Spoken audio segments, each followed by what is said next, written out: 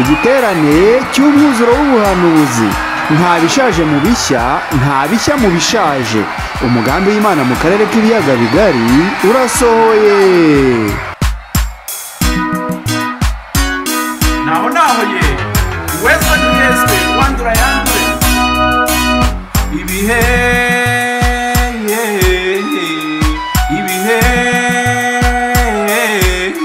dore bya bihe nimukanguke bwabubyutse buraje.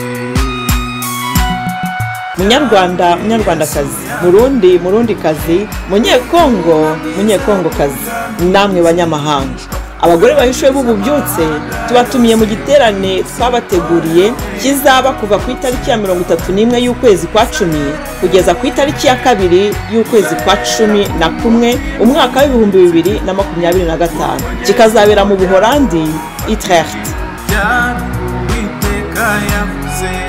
Iby'abahanuzi bahanuye kuva kera, dore ngibi mirindi yagira hinda, torero webwe bubyutse buraje. Icyo giterane kigamije gusobanura umugambi w'Imana mu biyaga bigari nk'uko wahishuriwe mwene data Marie Esther Murebwayire. Cyo ni munderaniriza bizera bose,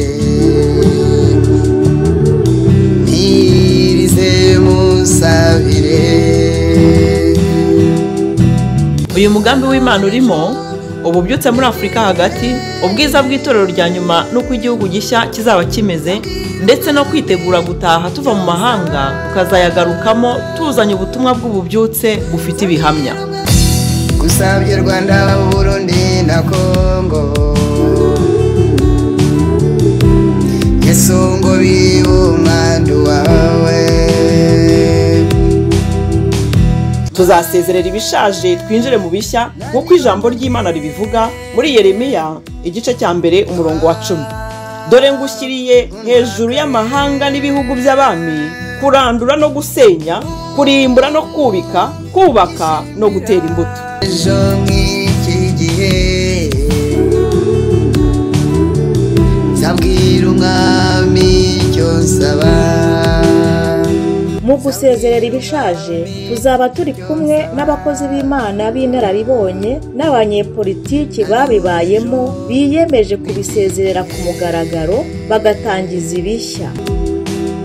Tuzatangiza kandi Rwanda, umurage utegura amateka mashya muri Kristo Yesu, Ruma mu magambo ahinnye nk'uko byahanuwe n'umuhanuzi Yesaya mu gice cya 43 umurongo wa 18 kugeza ku wa 21, ubwo yagiraga ati: ibyakera ntimubyibuke kandi byashize mwe kubyitaho, dore ngiye gukora ikintu gishya, ubu ko kigiye kwaduka ntimuzakimenya. Nzaharura inzira mu butayu, ntembesha imigezi mu kidaturwa. Inyamaswa zo mu gasozi, ingunzu n'imbuni bizanyubaha, kuko ntanga amazi mu butayu ngatembesha imigezi mu kidaturwa, kugira ngo nuhire ubwoko bwanjye natoranyije, abantu niremeye ubwanjye ngo berekane ishimwe ryanjye. Tubahaye ikaze mwese, muhabwe umugisha n'Uwiteka. Umugore umwe wakuwe mu. Ukeneye ibindi bisobanuro wabaza kuri nimero guteranya 33 766 05 50 cyangwa guteranya 41 794 51 80 05. Na Yesu azanye impinduka ku rugamba, twaje intwaro zose z'umwuka ku rugamba. Haleluya, rugamba ari ku rugamba.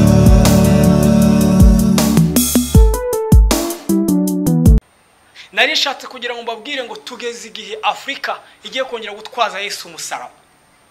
Haleluya. Ndumvira ijambo narivuga n'imbaraga nyinshi.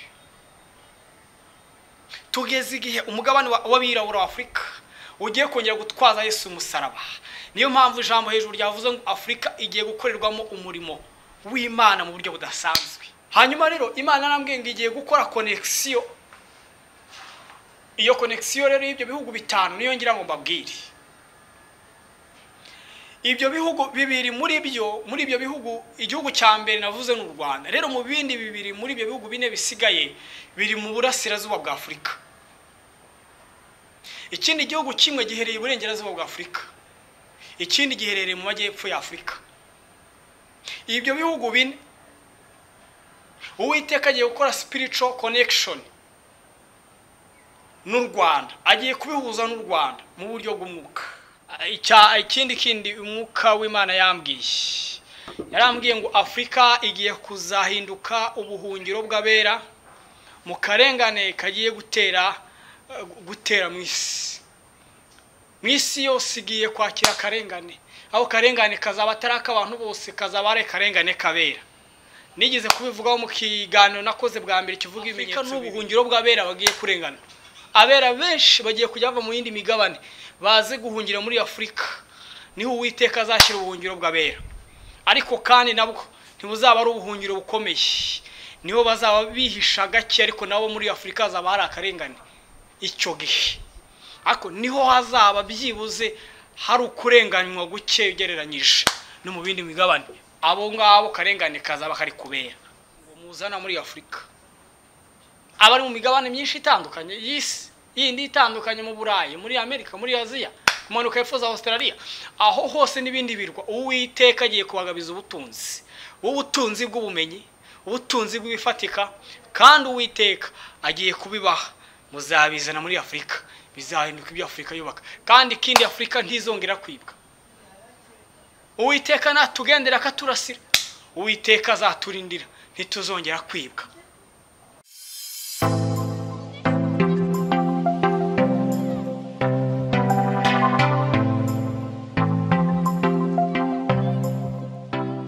Neza bene data muri Kristo Yesu, nongeye kubaramutsa mu izina rya Yesu aho muri atandukanye. Ndashima Imana ku bwanyu, ndashima Imana kandi ku bwanjye, ndashima Imana ikomeje kutugirira neza, tukabona neza yayo, kandi yuko muri mwebwe n'abaciye mu bitoroheje Imana yakomeje kubana namwe, ibishimirwe.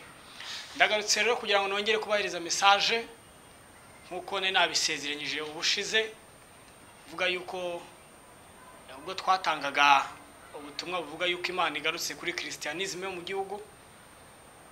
Ndagarutse kubabwira icyo nababwiye nzacumbukuriraho mvuga message y'ubutumwa bwa Afurika. Nyoronje gukomeza.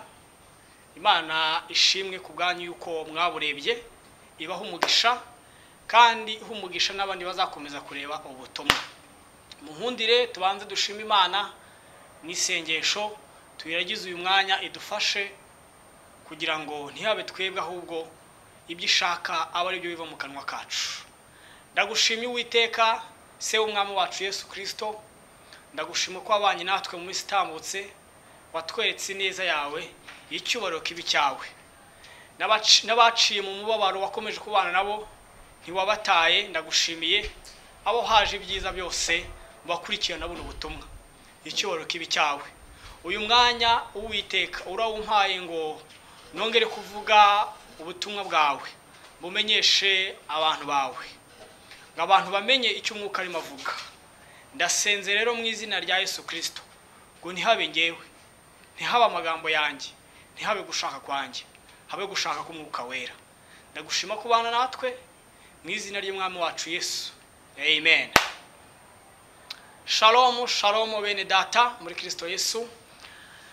Ubutumwa mfite uyu munsi kubahereza ni ubutumwa bureba Abanyafurika, burareba umugabane wa Afurika. Niringiye yuko Uwiteka Imana ubutumwa mpa azabukingurira imiryango, akabufungurira amarembo magari, bukaguka bukagira kure. Ndabyiringiye kandi n'ukuri bizabaho kubw'ubushobozi bw'Imana, kuko ibivuga ni nayo igambiriye ngo abantu bamenye. Imana ishimwe rero. Ubutumwa rero bwo kuri uyu mugabane mfite Afurika ndetse natwe turimo, u Rwanda rurimo, n'ubuhi.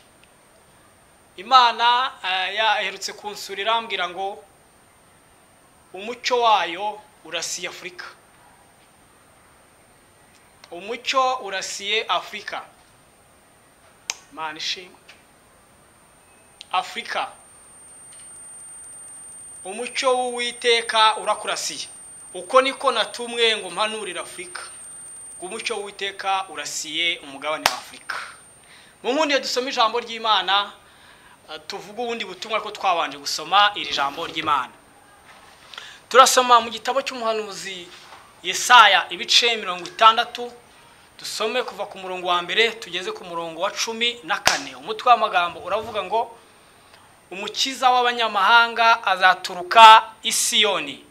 Umurongo wa mbere ukavuga ngo byuka urabagirane kuko umucyo wawe uje kandi ubwiza bw'Uwiteka bukaba bukurasiye. Dore umwijima uzatwikira isi, umwijima w'icuraburindi uzatwikira amahanga, ariko Uwiteka azakurasira kandi ubwiza bwe buzakugaragaraho. Amahanga azagana umucyo wawe, n'abami bazagusanga ubyukanye kurabagirana. Umurongo wa 4 ukavuga ngo ubura amaso yawe uraranganye urebe, bose baraterana baza bagusanga baje aho uri. Abahungu bawe bazaza baturuka kure, n'abakobwa bawe bazaza bahagatiwe. Niho uzareba ugacya, umutima wawe uzikanga, hanyuma waguke, kuko ubwinshi bw'abaturutse mu nyanja, kuko ubwinshi bw'ibiturutse mu nyanja buzakwegurirwa, n'ubutunzi bw'amahanga bizaza aho uri. Umurongo wa 6, amashyo y'ingamiya azakudendezaho, ingamiya nto z'Imidiya n'iza Efa zose zizaba zituruka i Sheba,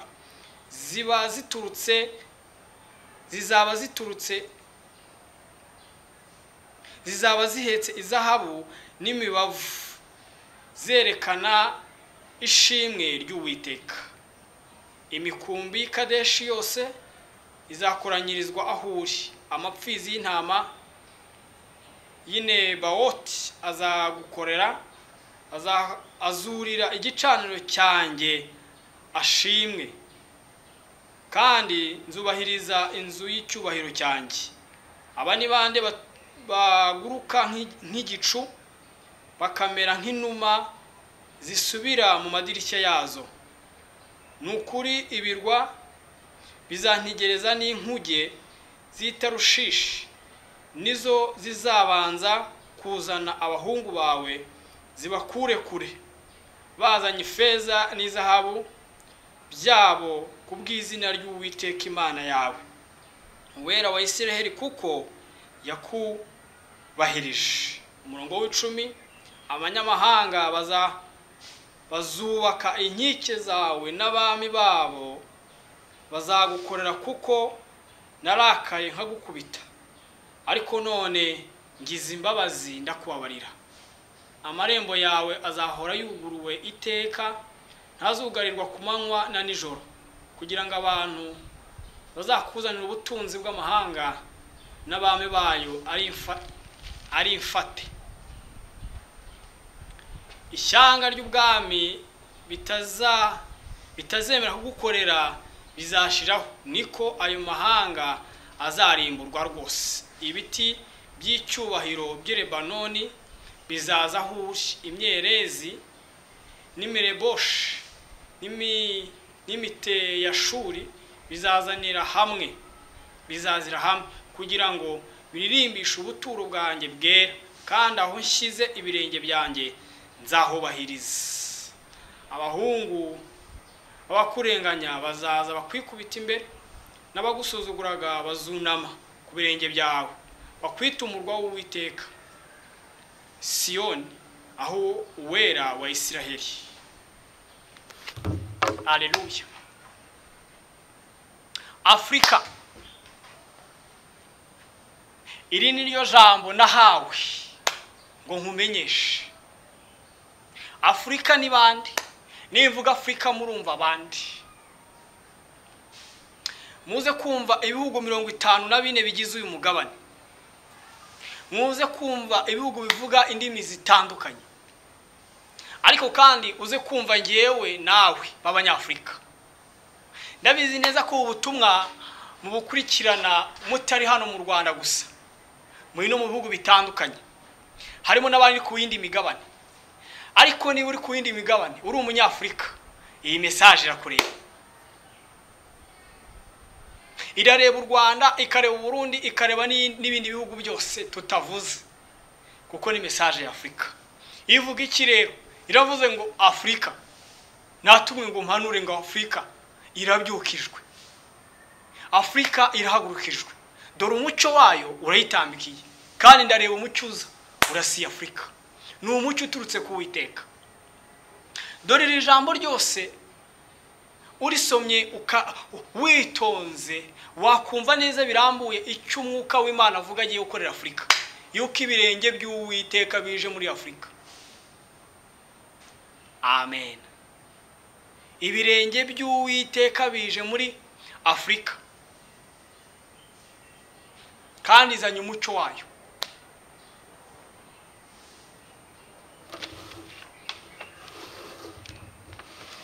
Imana yambwiye yuko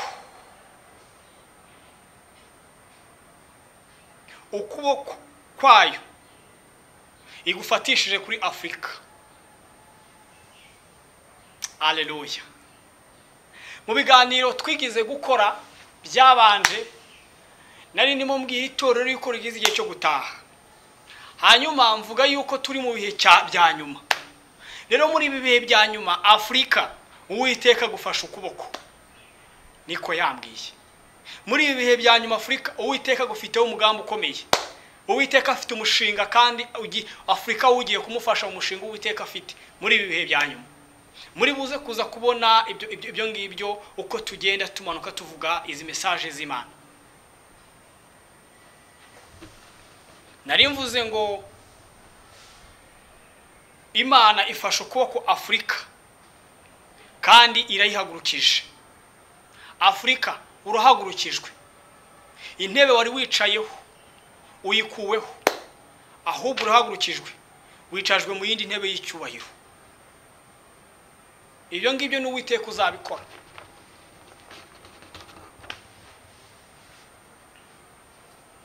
Uwiteka kandi aravuga ngo agira impuhwe n'ibambe Afrika, arayihagurukije hagati y'indi migabane. Agiriye impuhwe Afrika muri ibi bihe bya nyuma, ngagiriye impuhwe zidasanzwe Afrika, umugabane wa Afrika, ngo kandi arayihagurukije.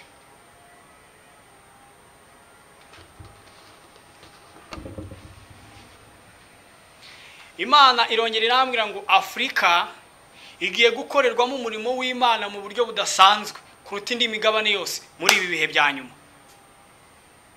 Afrika akira ubuhanuzi bwawe. Haleluya. Akira ubuhanuzi bwawe. Muri ibi bihe bya nyuma Imana igiye kugukoresha mu isi, ugiye gukorerwamo umurimo udasanzwe kuruta ibindi bihe wigize gukorera Imana wowe Afrika. Ibihugu byose birenga 54 cyangwa se bigera muri 54 bigize uyu mugabane wa Afrika, uyu mugabane w'abirabura. Uwiteka agiye gukorera umurimo udasanzwe muri wowe, kuko umucyo w'Uwiteka urakurasiye. Haleluya.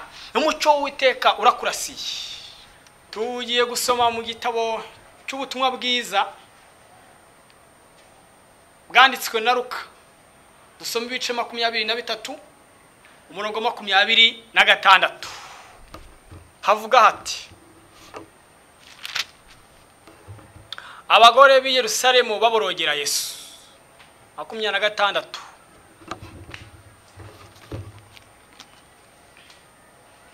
Baramujyana batangira umuntu witwaga Simoni w'Umunyakureni baturukaga imusozi, bamukorera umusaraba ngo awikorere akurikire Yesu. n'uwo murongo wonyine dusoma.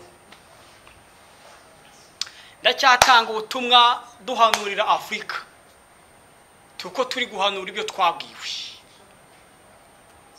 Twari dusomye ijambo rivuga ku rupfu rwa Yesu agiye kubambwa igorogota yikorewe umusaraba, hanyuma ngo batangira umuntu witwaga Simoni w'umunyakurene.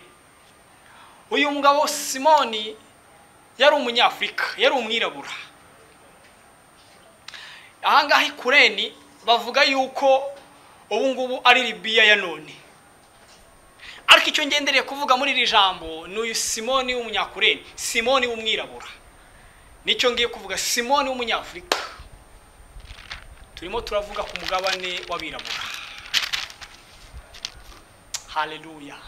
Nari mvuze ngo muri ibihe byanyuma Afrika igiye guhinduka umucyo uvira amahanga. Tuhita dusomera ijambo ritwereke ibya Simoni w'umunyakurene, uburyo yatwaje Yesu umusaraba. Afrika, waruzi yuko muri ibi bihe byanyuma ugiye gutwaza Yesu umusaraba?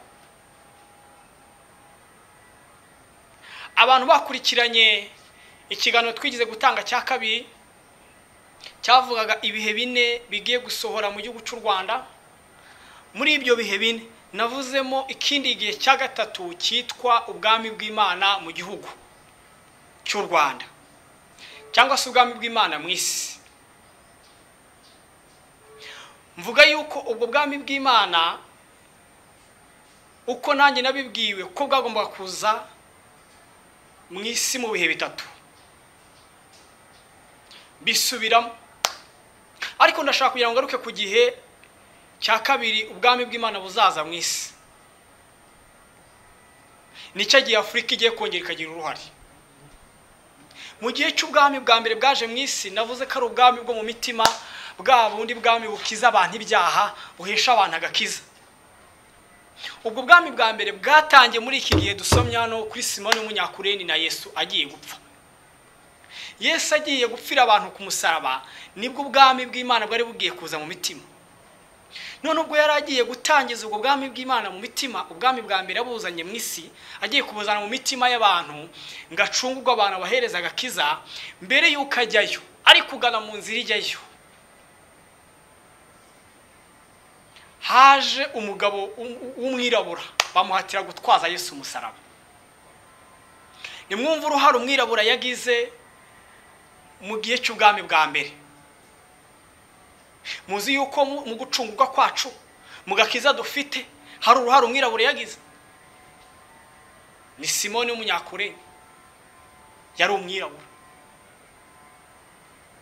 No mu gihe rero cy'ubwami bwa kabiri bugiye kuza mu gihugu, haleluya, manishi, ndumva mfashijwe. No muri iki gihe cy'ubwami bwa kabiri bugiye kuza mu isi, ari hano mu gihugu bugiye kuza mu cy'u Rwanda. U Rwanda ruri muri Afrika. Afrika, umugabane w'abirabura, ugiye kongera ugira uruhare mu gufasha Yesu umusaraba. Navuze yuko ubwami bwa mbere ari ubutangira itorero. Mvuga ko ubwami bwa kabiri ari ubutegura itorero gutaha. Mvuga ko ubwami bwa gatatu ari ukwima ingoma kw'itorero. Kwa kundi kw'imyaka igihumbi. Noneho rero muri ubwami bwa mbere umwirabura yagize uruhare. Ariko no mu bwami bwa kabiri dore umwirabura yagize uruhare. N'uruherero mwitegurwa rya nyuma ry'itorero rya Kristo. Umugabane w'abirabura, Afrika, igiye gutwaza Yesu umusaraba. Gutwaza Yesu umusaraba abantu busobanuye iki? Igiye guhinduka umufasha wa Yesu mu gutegura itorero. Bya bindi Simoni yakoze w'umunyakurene bamuhatiraga gukora. Ijambo ryatubwiye ngo baramuhatiraga gukora. Bamuhatira gutwaza Yesu umusaraba. Niko mu bundi butumwa bwiza nabo bagenda babivuga. Tugeze igihe cyangwa se byasobanuraga yuko muri iki gihe cya none tugezemo abanyafrika bazagira ikindi gihe bazongera bagatwaza Yesu umusaraba mu gihe cy'ubwami bwa kabiri ategura itorero gutaha. Umwirabura yagize uruhare mu gutegura ku itorero bwa mbere ngo rivuke cyangwa se agakiza kaboneke atwaje Yesu umusaraba. Igihe kirageze ngo Afrika yongere igira uruhare mu gutegura ku itorero gutaha. Nirwo ruhare Afrika igiye kugira. Ariko rugira ryari ari uko umucyo w'Uwiteka umaze guturasira. Afrika dore umucyo w'Uwiteka urakurasiye. Iri ni ryo jambo twari turimo dusoma. Nari nshatse kugira ngo mbabwire ngo tugeze igihe Afrika igiye kongera gutwaza Yesu umusaraba. Haleluya. Ndumvira ijambo narivuga n'imbaraga nyinshi. Tugeze igihe umugabane w'abirabura wa Afrika ugiye kongera gutwaza Yesu umusaraba. Niyo mpamvu ijambo hejuru ryavuze ngo Afrika igiye gukorerwamo umurimo w'Imana mu buryo budasanzwe. Mu kiganiro twavuze yuko ububyutse bw'isi yose bugiye kuzahera mu Rwanda, kandi u Rwanda muri Afrika. Ubu none tukiye kuvuga ku rwego rw'u Rwanda, turavuga ku rwego rw'umugabane. N'u Rwanda nago reka rujye muri uwo mugabane wa Afrika. Ububyutse bugiye gutangira mu mugabane wa Afrika. Murumva ko umucyo w'Uwiteka ugiye kurasira Afrika. Haleluya. Nari mvuze ngo umucyo w'Imana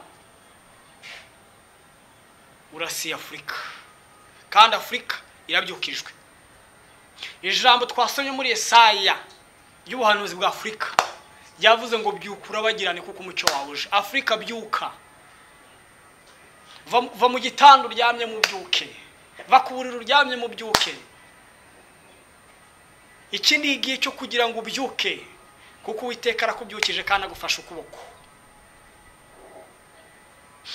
Kandi nari mvuze ukuntu Afrika igiye gutwaza Yesu umusaraba. Mwari muzi yuko Afrika ari umugabane w'ubuhanuzi. Afrika muraje mu bibone hepfo. Nimumundire mvuge ku bihugu bitanu bya Afrika bigiye guhurizwa, bigiye gukorerwa connection n'Imana. Hari ibihugu bitanu bya Afrika Imana igiye gukoreramo spiritual connection, igiye guhuza mu buryo bw'umwuka. Ibyo bihugu ni ibihe? Igihugu cya mbere ni u Rwanda.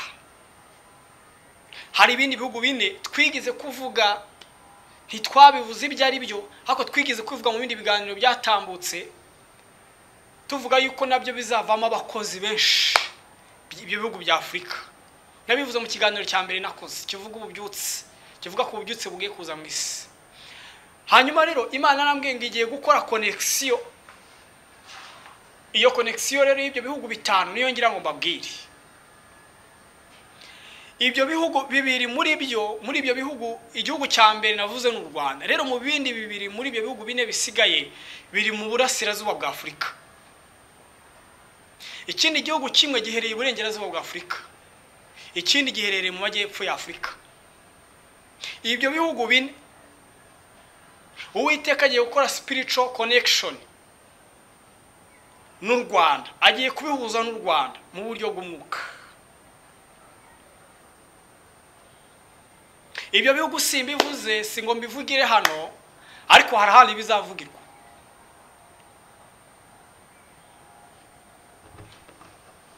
Iyo connection igambiriye iki? Ni revival connection.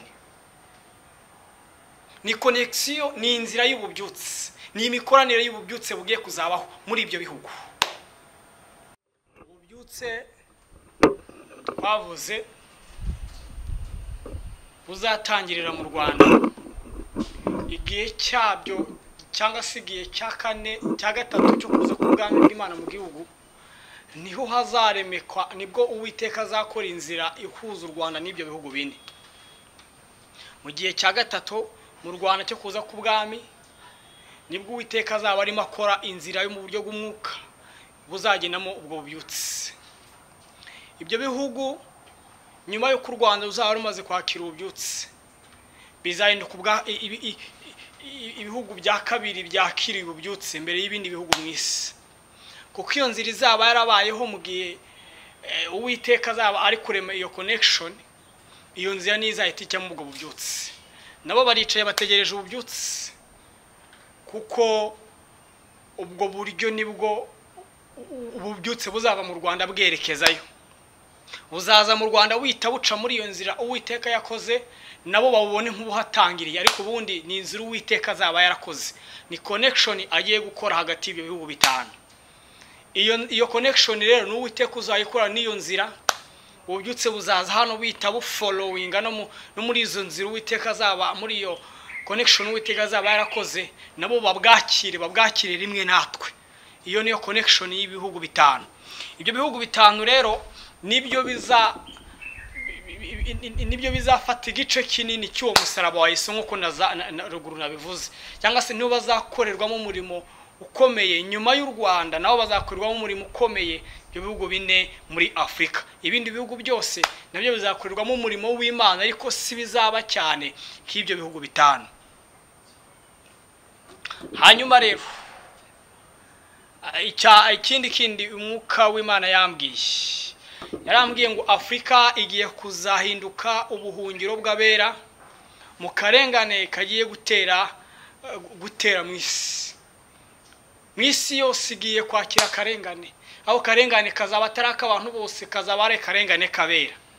Nigeze kubivugaho mu kiganiro nakoze bwa mbere kivuga ibimenyetso bibiri bizabanziriza itorero. Vuga rukoro muri ibyo bimenyetso bibiri byose dusohowe mu bigiye bibamo akarengane kabera. Abera rero mu migabane yose bazajya baza guhungira mu misozi ndetse n'ubuvumo buri muri Afrika. Ibihugu byo muri Afrika nibyo bizahinduka ubuhungiro. Afrika n'ubuhungiro bw'abera bagiye kurengana. Abera benshi bagiye kujya bava mu yindi migabane baze guhungira muri Afrika. Niho Uwiteka azashyira ubuhungiro bw'abera. Ariko kandi nabwo ntibuzaba ari ubuhungiro bukomeye. Niho bazaba bihisha gake, ariko nabo muri Afrika azaba hari akarengane icyo gihe. Ariko niho hazaba byibuze hari ukurenganywa guke ugereranyije no mu bindi migabane. Abo ngabo karengane kazaba kari kubera. Icyanyuma kandi Uwiteka aravuga ngo Afrika nibyuke ikurwe mu bitotsi byayo. Afrika Uwiteka arakubyukije, aravuze ngo urabyukijwe ukuwe mu bitotsi warurimo. Afrika haguruka, Afrika byuka kuko umucyo wawuje. Byuka urabagirane kuko umucyo wawuje, kandi umucyo w'Uwiteka ukabukurasiye. Ubwo n'ubutumwa bwa Afrika. Menya ko Uwiteka kugendere. Iki ni cyo gihe cyo kugenderwa n'Uwiteka, kandi ukabugendere n'Uwiteka. Imana ibaho umugisha, Yesu abarengere. Ubwo nibwo butumwa kandi nari mfite ku bugenewe Afrika, ubugenewe abanyafrika, aho muri hatandukanye abanyafrika mu migabane itandukanye. Mumenye yuko kandi mugiye kujya mugarurwa muri Afrika, aho muri mu migabane yindi igiye itandukanye, kandi Uwiteka agiye kubagabira umutungo muzana muri Afrika. Abari mu migabane myinshi itandukanye y'isi yindi itandukanye, mu Burayi, muri Amerika, muri Aziya, kumanuka hepfo za Australia, aho hose n'ibindi birwa, Uwiteka agiye kubagabiza ubutunzi bw'ubumenyi, ubutunzi bw'ibifatika, kandi Uwiteka agiye kubibaha. Muzabizana muri Afrika, bizahinduka ibyo Afrika yubaka, kandi ikindi Afrika ntizongera kwibwa. Uwiteka natugendera akaturasira, Uwiteka azaturindira, ntituzongera kwibwa. Yesu abagirire neza, Yesu abaho umugisha. Ubwo nibwo butumwa bwa Afrika nari mfite nkuko nabisezeranyije ubwashize. Yesu abagirire neza, kandi ko mwakurikiranye n'ibindi biganiro, kandi ko n'ibingi muzabikurikirana mukarushaho kubigeza kuri bene data, abo dusangiye ibihugu, abo dusangiye kuba muri Kristo, abo dusangiye umugabane, bakagenda bamenye ubwo butumwa. Yesu abagirire neza, aho umugisha kubw'iryo vuga butumwa muzaba mukoze. Yesu abagirire neza. Rero muhundire mbasabira umugisha yuko twabanye mu bindi biganiro twagiye dukora. Mana Data, ndashima cyane wowe, gushimira abantu bawe bagiye barushaho gukurikirana ubu butumwa. Gushimiye kandi abakoze ivuga butumwa ryo kusangiza abandi, abo ngabo mpano umugisha nabo mwami. Nkuko umwigisha asangira umugisha ndetse n'uwigishijwe, abo ngabo ndasenze kugira ngo dusangire umugisha utugenera Mana. Uwungenera nawo bagenere Data. Urushaho kubaho umugisha, cyane cyane abera urushaho kumana umugisha nabo. Nushimwe rero kandi uhabwe icyubahiro mu izina rya Yesu Kristo. Amen.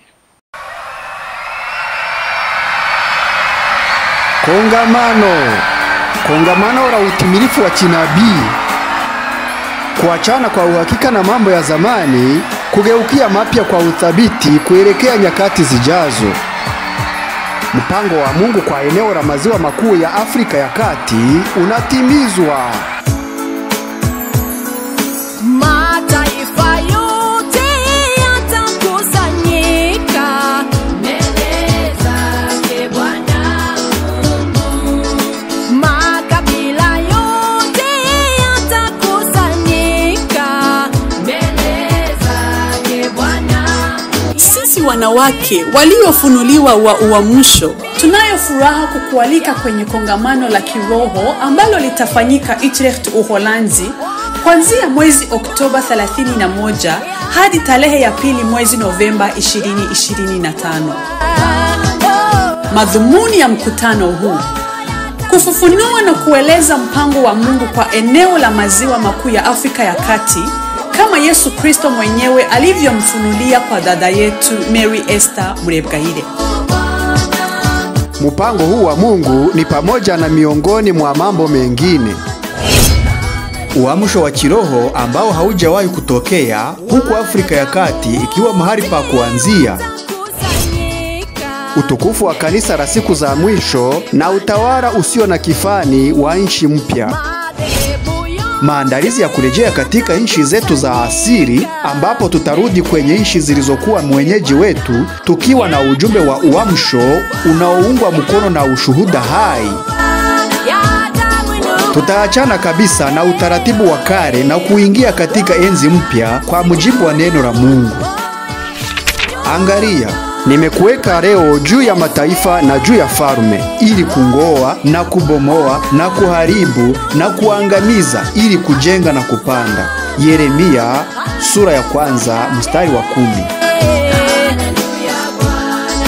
Kitendo cha kuachana na yaliyopita kitafanyika mbele ya wazee wa kanisa na viongozi wa kisiasa ambao wamedhamiria kwa dhati kuupa kisogo mfumo wa zamani ambao wameishi.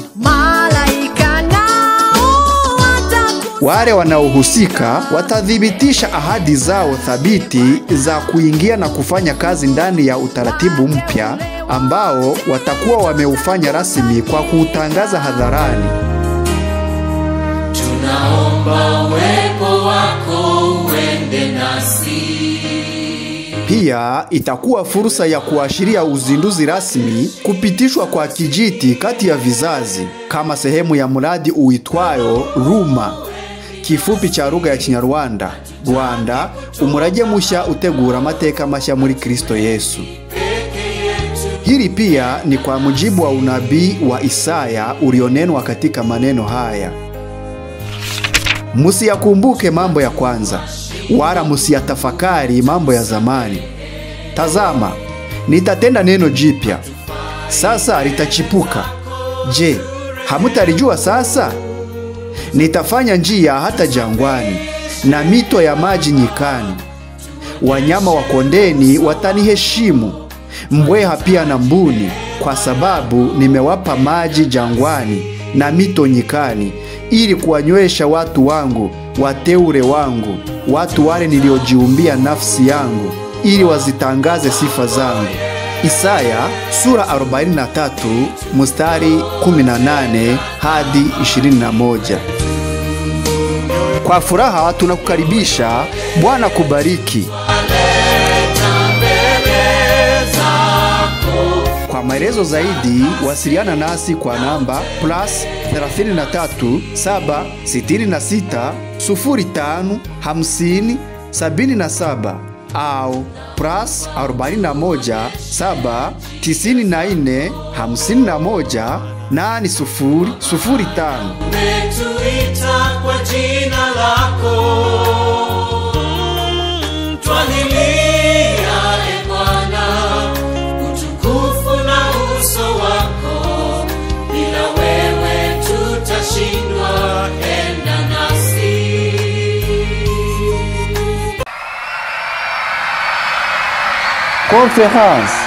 Conférence d'accomplissement de la prophétie. Rompre définitivement avec le passé, se tourner résolument vers l'avenir. Le plan de Dieu pour la région des Grands Lacs africains est en train de se réaliser.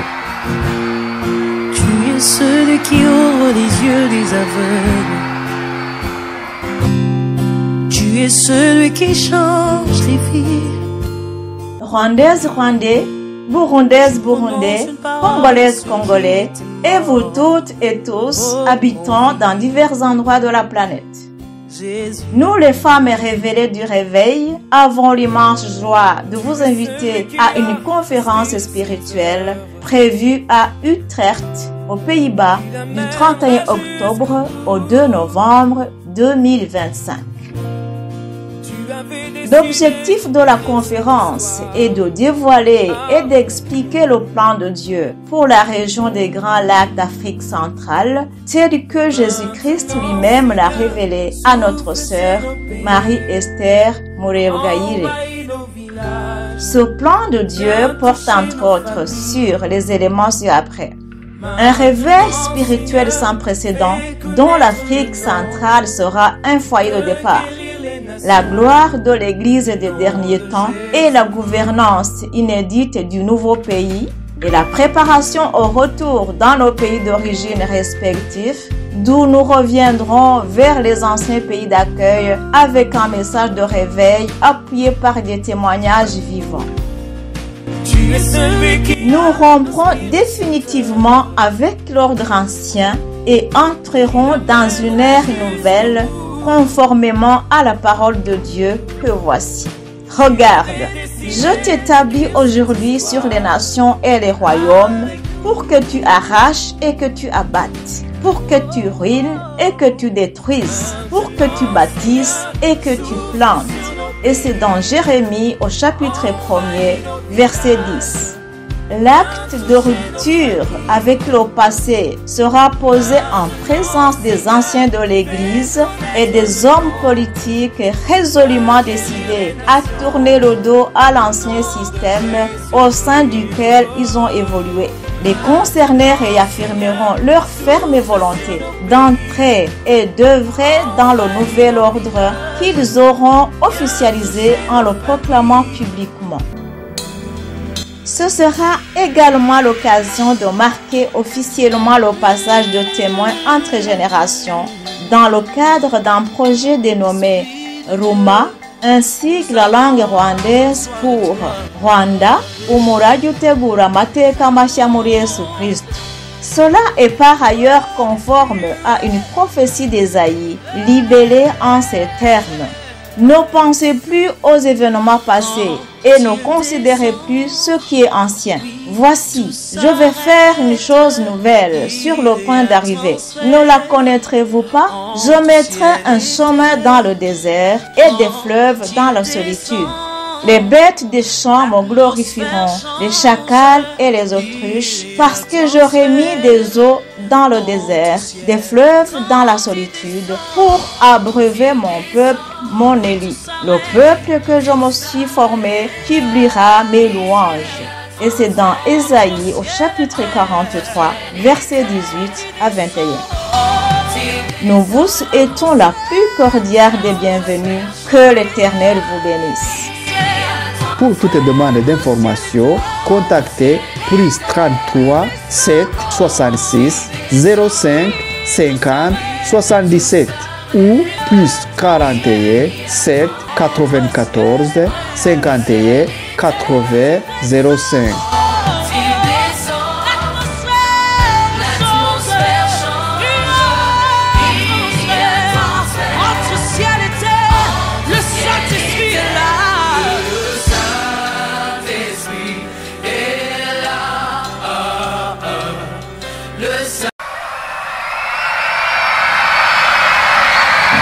Prophecy Fulfillment Conference.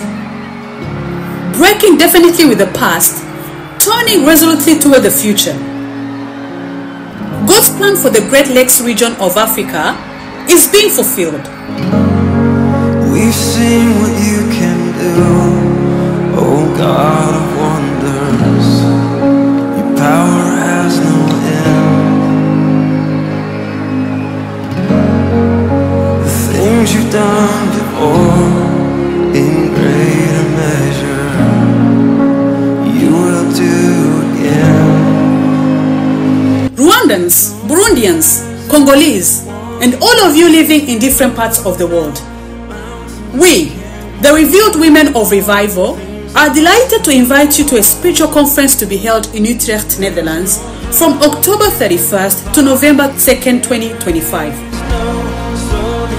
Purpose of the conference: to reveal and explain God's plan for the Great Lakes region of Central Africa as Jesus Christ himself revealed it to our sister Mary Esther Murebwayire. This plan of God includes, among other things, an unprecedented spiritual revival with Central Africa as its starting point, the glory of the Church of the last days, and the unprecedented governance of the new country, preparation for the return to our respective countries of origin, from where we will go back to our former host countries with a message of revival supported by living testimonies. We will break definitely with the old order and enter into a new era in accordance with the word of God. See, today I appoint you over nations and kingdoms to uproot and tear down, to destroy and overthrow, to build and to plant. Jeremiah chapter 1 verse 10. The act of breaking with the past will take place in the presence of the elders of the church and political leaders who are firmly determined to turn their backs on the old system in which they have lived. Those concerned will reaffirm their firm commitment to enter into and work within the new order, which they will have made official and publicly proclaiming it. It will also be the occasion to officially mark the passing of the torch between generations, within the framework of a project called RUMA, an acronym in Rwandan language for Rwanda Umurage Utegura Amateka Mashya muri Kristo Yesu. This is also in line with the prophecy from Isaiah expressed in these words: Forget the former things, do not dwell on the past.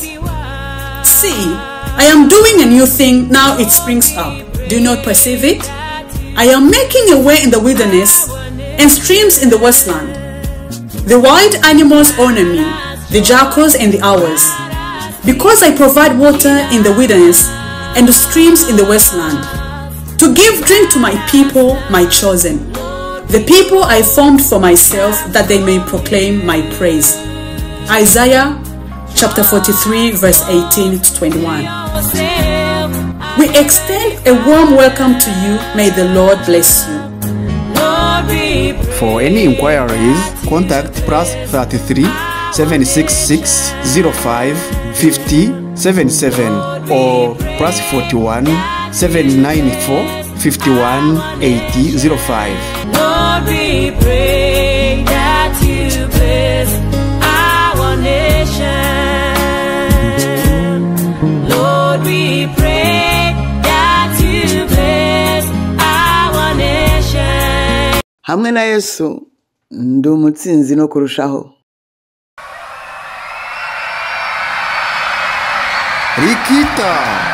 Rikita ya bokokisia Yesakweli. Kobukana na makasi na makambo ya kara, kobaruka na makambo ya sika na Ekaterina kati ya mikoro ezarikoya. Mwango ya Nzambe pona ituka ya mabeke minene ya Afrika ya katikati ezariko kokisama.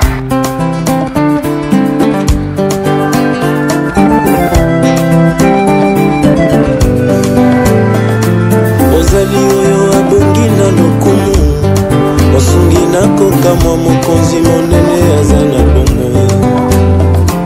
Ozali oyo asimbi bomoi nanga, bipai natie motema, bipai miso nangeza kotala. Basi babimisi ya Boramuki bazari na esengo ya kobengisa bino na Rikita ya Morimo. Rikita oyo ekosarema na Utrecht na Pays-Bas. Kobanda mokoro ya 31 Octobre tina mokoro ya 2 Novembre 2025. Ntina ya Rikita yango ezari kobimisa pe korimbora mwango ya Nzambe pona etuka ya mabeke minene ya Afrika ya katikati, ndenge Yesu Kristo yemoko abimisaki yango na ndeko na biso ya mwasi Marie Esther Murebwayire. Mwango oyo ya Nzambe esangisi kati na makambo mosusu. Boramuki ya erimo oyo esarema na inote na Afrika yante irokora esika na yango ya kobanda. nkembo ya eklezia ya mikoro ya nsuka pebo ya ngeri ya mboka ya sika oyo emonana na inote bobongisi pona bozongi na mikiri na biso ya ebandeli utawa pitokozonga na mikiri ya kara oyo yambaki biso na nsango ya bozongisi oyo esungami na matatori ya soro. Tokobukana penza ya morongo ya kara pe tokokokota na ereko ya sika engebene na liroba ya nzambe. Yeba terero oyo na pesi yo mosara pona bamboka pe na bakonzi na yango. Okozara korongora bakonzi pe kobwana bango na se. Okozara koboma bikoro pe kopanza yango. Kasi okozara pe kobongisa bamboka pe kotonga yango lisusu. Jérémie chapitre 1 verset 10.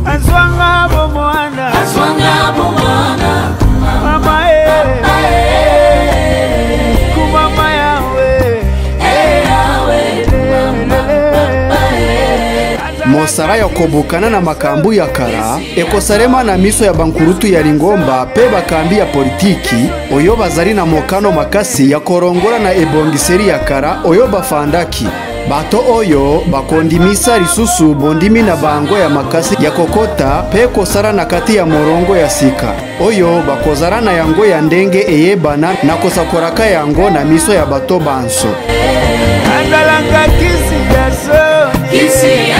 Ekozara peri baku ya kosara erembo ya ndenge eyebana koleka ya mwinda kati na bankola na kati ya proje moko oyo babengi Ruma bokuse ya monoko ya Kinyarwanda Rwanda umurage musha utegura amateka mashya muri Kristo Yesu yango eyokani pe na esakweri moko oyo euti na Ezaya oyo emonisami na maroba oyo sikoyo yawe arobiboye botika ko kanisa makambo wana ya kara botika koranda makambo oyo esiereka pamba te na kosara makambo ya sika esi ebandi kutukomonana na nubo ebi yangote ya soro na kopasora nzera na kati ya esobe ya zero na kobimisa mai na mabere ya kokauka banyama ya zamba bambwa ya zamba pe bandeke maribanga ekokumisa ngai na ndenge na kobimisa mai na esobe ya zero pe baebale na mabere ya kokauka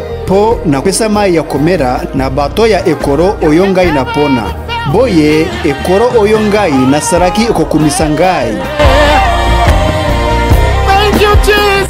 Toyambi bino na esengo nkoro apambora bino